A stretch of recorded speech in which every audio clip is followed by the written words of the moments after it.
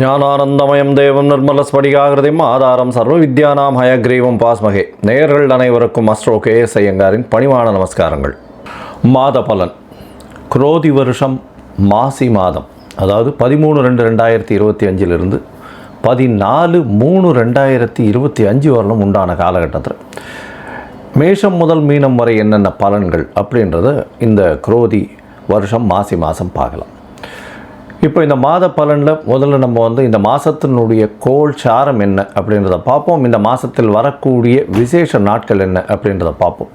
அதற்கு பிறகு மாதத்தினுடைய ஒரு ராசிக்கான பலன் என்னன்றதை பார்க்கலாம். இந்த மாதத்தினுடைய கோள் சாரம் அப்படின்னு எடுத்தோமேயானால், ரிஷபராசியில் குரு வக்ர நிவர்த்தி ஆகிடுறார். இந்த மாதம் அதாவது தை 29ஆம் தேதி வக்ர நிவர்த்தி ஆகிடுறார். அதுவும் தனியாக ஒரு வீடியோ போட்டிருக்கேன், பாருங்கள். 29ஆம் தேதி தை மாதம் வக்ர நிவர்த்தி ஆனதுனால குரு 2ஆம் இடத்துல இருக்கார், அதாவது ரிஷபத்தில். மிதுனத்தில் செவ்வாய் வக்ரம், கன்னியில் கேது, கும்பத்தில் சனி, சூரியன் மற்றும் புதன், மீனத்தில் சுக்கிரனும் ராகுவும். இந்த மாதத்தில் பார்த்தாலேயானால் மாற்றங்கள் என்னென்ன வருது அப்படின்னு பார்க்கும்பொழுது, செவ்வாய் வக்ர நிவர்த்தி அடைகிறார். எப்போ அப்படின்னா, இந்த மாதம் பிறந்து ஒரு 10 நாள்லேயே, அதாவது 21/2/2025 அன்றைக்கே செவ்வாய் வக்ர நிவர்த்தி. ஆனால் மிதுனத்தில் இருக்கார். இதை தவிர பார்த்தாலேயானால் புதன் இந்த மாதம் கும்பத்திலிருந்து மீனத்துக்கு போகிறார். அது 26/2/2025 அன்றைக்கி. அதற்கு பிறகு பார்த்தாலேயானால் 4/3/2025 அன்றைக்கி சுக்கிரன் வக்ரகதி அடைகிறார் மீனத்திலேயே. புதன் 9ஆம் தேதி அன்றைக்கி 9/3/2025 அன்றைக்கி வக்ரகதி அடைகிறார், அதுவும் மீனத்தில். இப்போது இந்த மாதத்தினுடைய கோள் சாரம் இது. பொதுவாகவே நம்ம மாத கிரகங்கள்னு சொல்லக்கூடியது சூரியன், செவ்வாய், புதன் மற்றும் சுக்கிரன், இந்த 4 கிரகங்களினுடைய மாற்றத்தை வச்சு பேசுவோம். அதுவும் நம்ம சௌரமான மாதங்கள் அப்படின்ற ஒரு பட்சத்தை எடுத்து நம்ம பண்ணுறோம். இது சூரியன் ஒரு ராசியிலிருந்து அடுத்த ராசிக்கு செல்லும் பொழுது அதனுடைய மாற்றங்களை வைத்து அதனுடைய அந்த சூரியனுடைய மாற்றத்தை வச்சு அந்த மாதத்தினுடைய பெயர், அதாவது கும்ப மாதம் அப்படின்னு பேர் வைக்கிறதுக்கு காரணமே மாசி மாதத்துக்கு கும்பத்தில் சூரியன் போகிறதுனால தான். அதனால் மிச்சவாள்லாம் பார்த்தோம்னா இது நம்ம தமிழ்நாட்டில் குஜராத்து இந்த மாதிரியான இடத்துலலாம் கடைபிடிக்கப்படுறது. மிச்சதெல்லாம் சந்திரமான மாதங்கள்ன்றதை வச்சு பண்ணுறான். சந்திரமான மாதங்கள்னு சொல்லும் பொழுது பார்த்தாலேயானால் அமாவாசைக்கு அடுத்த நாளோ பௌர்ணமிக்கு அடுத்த நாளோ உண்டான நாட்களை மாதத்தின் முதல் நாளாக கொண்டு அவர்கள் சந்திரமான மாதம் அப்படின்ற விஷயத்தை செய்கிறார். சரி, இந்த மாதத்தில் வரக்கூடிய விசேஷ நாட்கள் அப்படின்னு பார்த்தாலேயானால், அதாவது 25/2/2025 அன்றைக்கி பார்த்தோம்னா காஞ்சி விஜயேந்திர சரஸ்வதி ஜெயந்தி நடக்கிறது. காஞ்சியில் விஜயேந்திர சரஸ்வதி சுவாமிகள் அவருடைய ஜெயந்தி. 26ஆம் தேதி அன்றைக்கி 26/2/2025 அன்றைக்கி மகா சிவராத்திரி, அதாவது பிரதோஷ காலம். மகா சிவராத்திரி மிகப்பெரிய ஏற்றம். ஏன்னா பிரதோஷ காலத்தில் சேவிக்கிறது அப்படின்றது ரொம்ப விசேஷம். அதாவது 13ஆம் நாள் அமாவாசைக்கும் பௌர்ணமிக்கும் 13ஆம் நாள் பிரதோஷ காலம்னு சொல்கிறது. இப்போ வரக்கூடியது 26/2 அன்றைக்கி வரக்கூடியது உங்களுக்கு வளர்பிறை பௌர்ணமி அப்படின்றதுனால கண்டிப்பாக ஒரு நல்ல ஏற்றம் இருக்கும். அதை தவிர பார்த்தாலேனா அன்றைக்கி மகா சிவராத்திரி அப்படின்றதுனால அந்த சிவராத்திரிக்கு அப்புறமா உங்களுக்கு பனிப்பொழிவு கூட இருக்காது. வெறும் வெளிச்சம், வெயில் தான் அதிகமாக இருக்கும். லாங் டேஸ் தான் இருக்கக்கூடிய வாய்ப்புகள் உண்டு. சூரியனுடைய ஆளுமை ரொம்பவும் அதிகமாக இருக்கக்கூடிய வாய்ப்புகள் மிகவும் அதிகம். அதனால் வெயில் அதிகமாக இருக்கக்கூடிய வாய்ப்பு நிச்சயமாக இருக்கும். இந்த மாதத்தில் பார்த்தோம்னா 28/2/2025 அன்றைக்கி மாசி அமாவாசை. அது ஒரு பெரிய விசேஷம். மாசி அமாவாசைன்றது அமாவாசைன்றது சூரியனும் சந்திரனும் சேர்ந்து இருக்கக்கூடிய ஒரே பாகையில் இருக்கக்கூடிய விஷயம். இந்த காலகட்டத்தில் சூரியனும் சந்திரனும் சேர்ந்து இருக்கும் பொழுது என்னென்ன யோகங்கள் வரும் அப்படின்றது தனியாக வீடியோ போட்டிருக்கோம், அதில் போய் பாருங்கள். இன்ஃபேக்ட் அது நல்ல ஒரு விஷயங்கள். சூரியனும் சந்திரனும், அதாவது யாராவது ஒருத்தர் உச்சமோ ஆட்சியோ இருந்தால்னா நல்ல ஒரு ஏற்றம் கிடைக்கும். இல்லைன்னா சுபர்கள் வீட்டில் இருந்தால்னா நல்ல ஒரு ஏற்றம் கிடைக்கும். இந்த மாசி அமாவாசை நல்ல ஒரு ஏற்றம் கிடைக்கக்கூடிய நாள். அதற்கு பிறகு பார்த்தோம்னா 3/2025 அன்னைக்கு மாசி மகம், அது வந்து பௌர்ணமியை சேர்ந்து வரும். மாசி மகம் ஏன்னா சூரியனுக்கும் சந்திரனுக்கும் கிட்டத்தட்ட 180 டிகிரி, அதாவது சூரியன் கும்பத்திலையும் சந்திரன் வந்து சிம்ம ராசியிலையும் இருக்கக்கூடிய காலகட்டம். பௌர்ணமி வெளிச்சம் வந்து ஒரு பெரிய அட்வான்டேஜ் என்னென்னா, இதில் பிறந்தாள்னா ராஜா போல அவர்களுடைய வாழ்வு அமையும். ராஜாளும் இது அவர்களுக்கு கிட்டும்.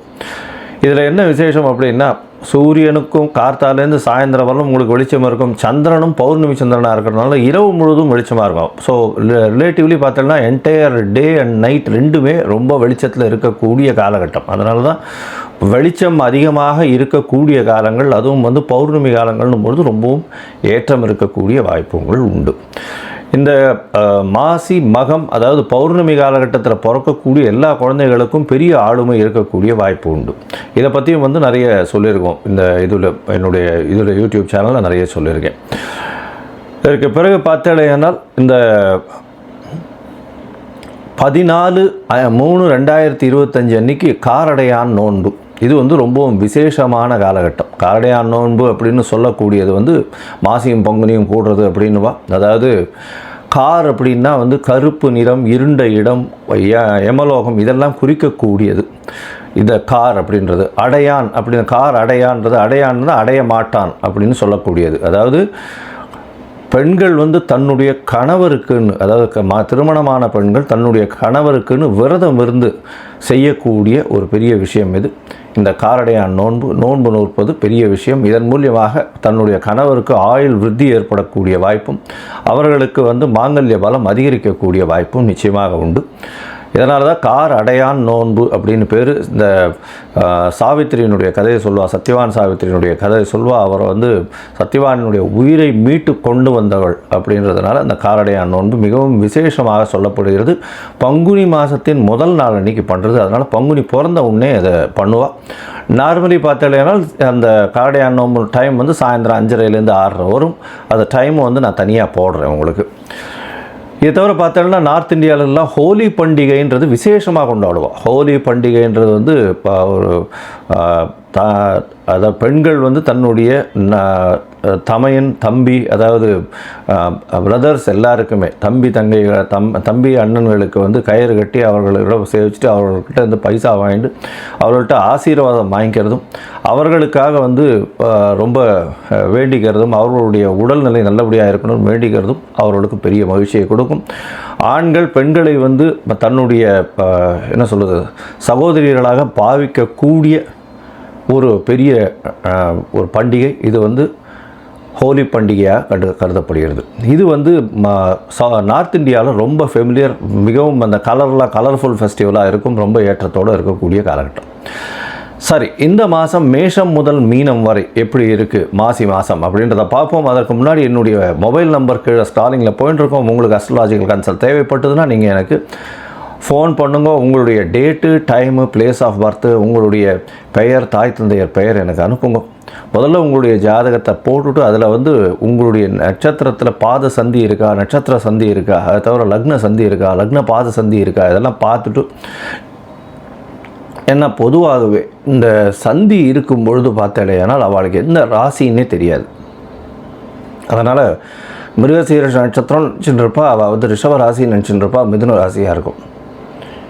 இந்த காலகட்டத்தை பார்த்துட்டு உங்களுக்கு சொல்கிறேன். எனக்கு வரக்கூடிய ஜாதகத்தில் பார்த்தா பாதி பேருக்கு அவள் வந்து மிருகசீரிஷம் 1ஆம் பாதம் 2ஆம் பாதம் அப்படின்னு நினச்சிட்டுருப்பா. ஆனால் அவள் வந்து பார்த்தாள்னா 3-4 பாதத்தில் இருப்பாள். அதனால் வந்து ரிஷபராசின்னு நினச்சிட்டுருப்பா, மிதுன ராசியாக இருக்கும். அதே மாதிரி துலா ராசின்னு நினச்சிட்டுருப்பா, அவள் விருச்சிக ராசியாக இருக்கும். அந்த மாதிரி வந்து பாத சந்திகள் வந்ததே ஆனால் அவர்கள் எந்த ராசியில் இருக்கான்னு தெரியாமையே அவள் வந்து கோவிலில் போய் அர்ச்சனை பண்ணிட்டுருப்பாள். 40 வயசு 50 வயசு இந்த மாதிரி இருந்துட்டுருப்பாள். அதனால் முதல்ல வந்து உங்களுடைய நட்சத்திரம், உங்களுடைய நட்சத்திரத்தினுடைய பாதம், அப்போ வந்து என்ன ஆகும் அப்படின்னா, இப்போ நீங்கள் வந்து இப்போ நல்ல நேரம் நடந்துட்டுருக்குன்னு நினச்சிட்டு இருப்பீங்க. ஆனால் உங்களுடைய ஜாதகத்தில் இருக்கக்கூடிய லக்னத்திற்கு பார்த்தாலேயானால் நல்ல நேரம் நடக்கிறது நினச்சிட்டு இருப்பீங்க. ஆனால் உங்களுடைய தசை நல்லபடியாக வேலை செய்யாது. காரணம் என்னென்னா, பாதங்கள் மாறி போய் உங்களுடைய ராசி, லக்னத்தினுடைய லக்னம் இருக்கக்கூடிய ராசி எல்லாமே மாறி இருக்கும். அதனால் முதல்ல வந்து உங்களுடைய லக்னம் சரியாக இருக்கிறதா, லக்ன பாத சந்தி கரெக்டாக இருக்கா, நட்சத்திரம் சரியாக இருக்கா, நட்சத்திர பாத சந்தி கரெக்டாக இருக்கா அப்படின்றத தெரிஞ்சுட்டு உங்களுக்கு அப்பாயின்மெண்ட் கொடுக்குறேன், என்னுடைய கட்டணம் என்னன்றதை சொல்கிறேன், அதை பாருங்கள், அதை அனுப்புங்க. அதை அனுப்பிச்சதுக்கப்புறம் உங்களுக்கு அப்பாயின்மெண்ட் தரேன், அதுக்கப்புறம் பேசலாம். சரி, இப்போ மேஷம் முதல் மீனம் வரை மாசி மாதம் குரோதி வருஷம் 2025 பலன்கள் ஒன்று ஒன்றாக பார்க்கலாம். விருச்சிகம், விசாகம், அனுஷம், கேட்டை இந்த 3 நட்சத்திரம் 9 பாதங்களை கொண்ட ராசி. ராசியின் அதிபதினு சொல்லக்கூடியவர் செவ்வாய். ராசிக்கு 8ஆம் இடத்துல வக்ரகதியில் இருக்கார். ராசிநாதன் ராசிக்கு 8ஆம் இடத்துல இருக்கிறதன் மூலியமாக மனசுக்குள்ள சிறு கிளேசங்கள் இருக்கக்கூடிய வாய்ப்பு, மனசுக்குள்ள சிறு சிறு என்ன சொல்வது பிரச்சனைகள், ஸ்ட்ரெஸ்ஸு கொஞ்சம் அதிகமாக இருக்கக்கூடிய வாய்ப்பு இருந்தாலும் 6ஆம் அதிபதி 8ஆம் இடத்தில் போய் இருக்கிறதும் வக்ரகதி அடைகிறதும், அது தவிர வக்ர நிவர்த்தியாய் ஒரு 10 நாளில், அதாவது 21/2/2025 பார்த்தோம்னா வக்ர நிவர்த்தி ஆகிடுறார். இந்த வக்ர நிவர்த்தியின் மூலியமாக பார்த்தோம்னா 6ஆம் அதிபதி 8ஆம் இடத்துல இருக்கிறது ரொம்ப விசேஷம். இதன் மூலியமாக ஒரு மறைவு ஸ்தானாதிபதி இன்னொரு மறைவு ஸ்தானத்தில் போய் இருக்கிறதன் மூலியமாக வேலை நிமித்தமாக வெளியூர், வெளிமாநிலம், வெளிநாடு போகக்கூடிய வாய்ப்பு நிச்சயமாக உங்களுக்கு வரும். உங்களுடைய ராசிக்கு பார்த்தோம்னா சப்தமத்தில் குரு இப்போ வக்ர நிவர்த்தி ஆகிடுது. அதனால் நல்ல ஒரு ஏற்றமான காலம். 7ஆம் இடத்துல குரு இருக்கிறதுனால திருமண பாக்கியம் ஏற்படும். இளைஞர்களுக்கு அதாவது திருமணத்துக்கு பார்த்து கொண்டு இருக்கக்கூடிய குழந்தைகளுக்கு கண்டிப்பாக திருமணம் ஏற்படக்கூடிய வாய்ப்புகள் நிச்சயமாக உண்டு. உங்களுடைய ராசிக்கு 7ஆம் இடத்துல குரு இந்த தை 29 வக்ர நிவர்த்தி அடைகிறது பெரிய விசேஷத்தை கொடுக்க போகிறது. கண்டிப்பாக திருமண யோகம் வந்தாச்சு. திருமணத்திற்கு இந்த டேட் ஃபிக்ஸ் ஆகிடும். அடுத்த சித்திரை வைகாசியில் கல்யாணம் ஆகக்கூடிய வாய்ப்புகள் நிச்சயமாக உண்டு. இந்த மாதத்தில் பார்த்தலையானால் உங்களுடைய ராசிக்கு சப்தமாதிபதியும் 5ஆம் இடத்துல உச்சம் பெற்று போகிறது பெரிய விசேஷம். அதாவது சப்தமாதிபதினு சொல்லக்கூடியவர் சுக்கிரன், அவர் 5ஆம் இடத்துல உச்சம் பெற்று போகிறார். 5ஆம் இடத்துல உச்சம் பெற்று போகும்போது 5-7 பரிவர்த்தனை வருது. அது தவிர 5ஆம் அதிபதி 7ஆம் இடத்துலையும் இருக்கிறது பெரிய விசேஷம். அது தவிர பார்த்தீங்கன்னா காதல் வயப்படக்கூடிய வாய்ப்புகள் நிச்சயமாக உண்டு. காதல் வயப்பட்டாலும் அதாவது குடும்பத்தினர் சம்மதத்தோடு தான் திருமணமாகக்கூடிய வாய்ப்புகள் நிச்சயமாக இருக்கும். ஏன்னா 5-7 சம்பந்தம் வருது. அதை தவிர 2 பேருமே சுபர்களாக இருக்கிறதாகவும், அதை தவிர பார்த்தீங்கன்னா 5ஆம் அதிபதி 7ஆம் இடத்துலையும் 7ஆம் அதிபதி 7க்கு 11 இருக்கிறதும் ரொம்ப பெரிய ஏற்றத்தை கொடுக்கக்கூடிய காலகட்டமாக அமையப்போகிறது. எதிர்பாலினத்தவர் மூலியமாக நல்ல ஒரு ஏற்றம் இருக்கக்கூடிய காலகட்டம். அதை தவிர வெற்றிகள் எல்லாமே நிச்சயமாக இருக்கும். கூட்டு தொழிலில் பெரிய ஏற்றம் கிடைக்கக்கூடிய காலகட்டம். உடல் நலத்தில் நல்ல ஏற்றம் இருக்கும். பண வரவிற்கு பஞ்சம் இருக்காது. உங்களுடைய ராசிநாதனே 2ஆம் இடத்தை பார்க்குறார். பணம் வரவு நிச்சயமாக இருந்து கொண்டே இருக்கும், கவலைப்பட தேவையில்லை. உங்களுடைய ராசிக்கு பார்த்தீங்கன்னா இந்த மாதம், அதாவது குரோதி வருஷம் மாசி மாதத்தில் அதாவது 10ஆம் அதிபதினு சொல்லக்கூடிய சூரியன் 4ஆம் இடத்துல போய் இருக்கார். அது சற்று பிரச்சனையை ஏற்படுத்தக்கூடிய வாய்ப்பு உண்டு. உங்களுடைய தொழிலில் சற்று கம்ஃபர்ட் கம்மியாகும். கம்ஃபர்ட்னால் சுகங்கள் கம்மியாகக்கூடிய வாய்ப்பு. 4ஆம் இடத்துல இருக்கக்கூடிய சனி அர்த்தாஷ்டம சனியை குறிக்கிறது. உங்களுக்கு புதுசாக வீடு ஏதாவது வாங்கணும்னு போனீங்கன்னா அங்கே லிட்டிகேஷன்ஸ் பிரச்சனைகள் வரக்கூடிய வாய்ப்புகள் நிச்சயமாக உண்டு. வேலை செய்யும் இடத்தில் தொழில் நிறுவனத்தின் அதிபதியாக இருந்தால் பிரச்சனைகள் நிச்சயமாக இருக்கக்கூடிய வாய்ப்புகள் உண்டு. ஏன்னா 4ஆம் இடத்துல சனி பகவான் ஆட்சி பெற்று போகிறார். மூல திரிகோண வீடு வேறு. அதனால் கண்டிப்பாக உங்களுடைய சுகங்களை கண்டிப்பாக குறைக்கக்கூடிய வாய்ப்புகள் நிச்சயமாக உண்டு. ராசிக்கு 8ஆம் அதிபதியும் சேர்ந்து 4ஆம் இடத்துல போய் இருக்கிறது அந்த அளவு விசேஷத்தை கொடுக்காது. வெளிநாட்டிலிருந்து பணம் வரக்கூடிய வாய்ப்பு, வெளிநாட்டு முதலீடு வரக்கூடிய வாய்ப்புகள் இந்த மாதத்தில் நிச்சயமாக இருக்குது. ராசிக்கு பார்த்தலையானால் பொதுவாகவே இந்த மாத கிரகங்கள்னு சொல்லக்கூடிய சூரியன், செவ்வாய், புதன் மற்றும் சுக்கிரன் இந்த 4 கிரகங்களுடைய மாற்றங்களை வச்சு தான் இந்த மாதம் பலன்களை பேசுவோம். இந்த மாதத்தில் விருச்சிக ராசிக்காரர்களை பொறுத்தவரைக்கும் பார்த்தலையானால் அதாவது புதன் 4ஆம் இடத்திலிருந்து 5ஆம் இடம் போகிறார். அதனால் படிப்புக்காக வெளியூர், வெளிமாநிலம் போகக்கூடிய பாக்கியம் வரும். 5ஆம் இடத்துல சுக்கிரன் இருக்கிறதுனால கண்டிப்பாக திருமணமாய் ரொம்ப நாள் குழந்தை பிராப்தி இல்லாதவர்களுக்கு குழந்தை பிராப்தி ஏற்படக்கூடிய வாய்ப்புகள் நிச்சயமாக இருக்கும். உங்களுடைய ராசிக்கு முயற்சிகள் எல்லாமே வெற்றி பெறக்கூடிய காலகட்டமாக அமைய போகிறது. இந்த காலகட்டத்தில் பார்த்தலையானால் உங்களுடைய ராசிக்கு 9ஆம் அதிபதி, அதாவது 8ஆம் அதிபதினு சொல்லக்கூடிய புதனும் 5ஆம் இடத்துல போகிறார். அதனால் வெளிநாடு போய் படிக்கணும்னு பார்த்துட்டு இருக்கக்கூடிய குழந்தைகளுக்கு நல்ல ஒரு ஏற்றம் கிடைக்கக்கூடிய காலகட்டமாக அமையும். உங்களுடைய ராசிக்கு பார்த்தீங்கன்னா தொழில் செய்பவர்களுக்கு சற்று தொழிலில் நல்ல அபிவிருத்தி இருந்தாலும் பிரச்சனைகள் சற்று வரக்கூடிய வாய்ப்புகள் உண்டு.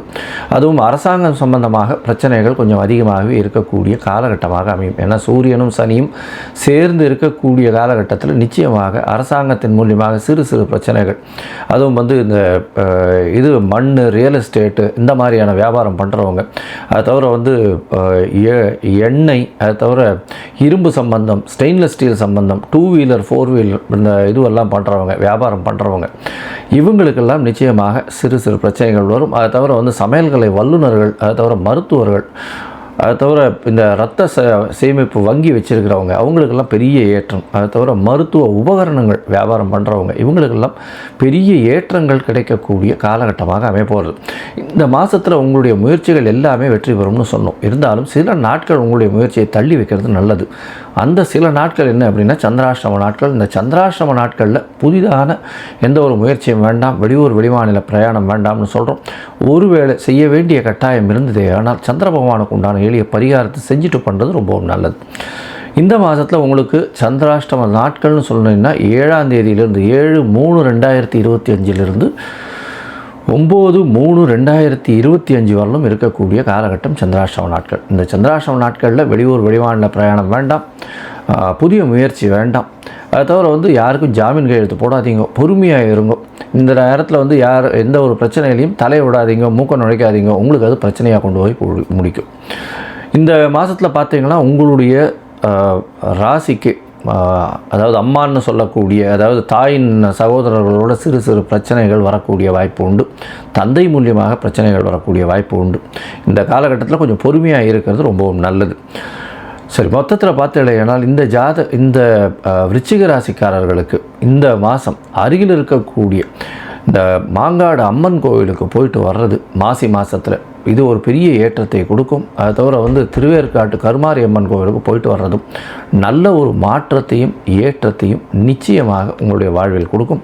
இந்த மாதம் மொத்தத்தில் பார்த்தீங்கன்னா மாசி மாதத்தில் விருச்சிக ராசிக்காரர்களுக்கு உடல் நலத்தில் ஏற்றம், திருமண பாக்கியம் உண்டு, வெளியூர் வெளிமாநில பிரயாணம் போகக்கூடிய வாய்ப்பு, காதல் ஏற்படக்கூடிய வாய்ப்பு, இருப்பினும் பெற்றோர்கள் மூலியமாகவே திருமணமாகக்கூடிய வாய்ப்பு, முயற்சிகள் வெற்றி பெறும், உடல் நலத்தில் நல்ல ஒரு ஏற்றம் இருக்கக்கூடிய காலகட்டம், உங்களுடைய கம்ஃபர்ட் சுகங்கள் குறையக்கூடிய வாய்ப்பு, தொழிலில் வந்து சற்று பின்னடைவு இருக்கும், தொழிலாளர்கள் மூலியமாக சற்று பிரச்சனைகள் வரக்கூடிய வாய்ப்பு, அரசாங்கத்தின் மூலியமாக சற்று பின்னடைவு ஏற்படக்கூடிய வாய்ப்பு, தொழிலில் லாபங்கள் ஏற்றங்கள் இருக்கக்கூடிய வாய்ப்பு, பணவரவிற்கு பஞ்சம் இருக்காது, சித்தர்கள் யோகிகள் பீடத்திற்கு போயிட்டு வரக்கூடிய காலகட்டமாக அமைய போகிறது.